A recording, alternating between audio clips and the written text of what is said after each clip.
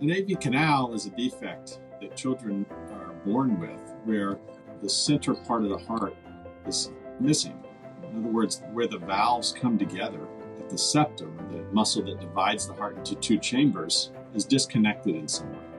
And the goal for a repair is to create that septum or reconnect the valves to the crux of the heart and make the valves function normally. Boston Children's Hospital experience is quite extensive with AV canal defects. If we look at the number of patients that we've operated on, say over the last 10 years, it's probably close to just under 1,000 patients.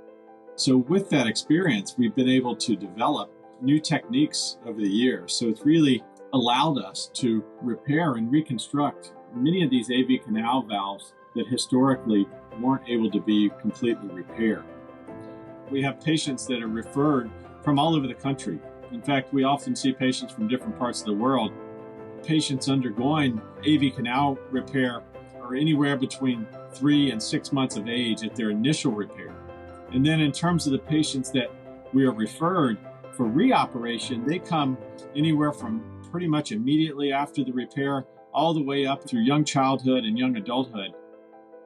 We rely very heavily on our cardiology colleagues and the echocardiographers to give us excellent imaging, because if we can't see the problem, then it makes it very difficult to fix. And then to perform the operation, there's a whole group of people from anesthesiologists, perfusionists, physician assistants, nursing assistants to help us complete the operation. So it really is a team effort. And after the operation is completed, then we go to the ICU, and the ICU doctors really help manage the patients to get them extubated and onto the ward before the nurse practitioners on the ward start to take over and manage these patients to get them towards discharge.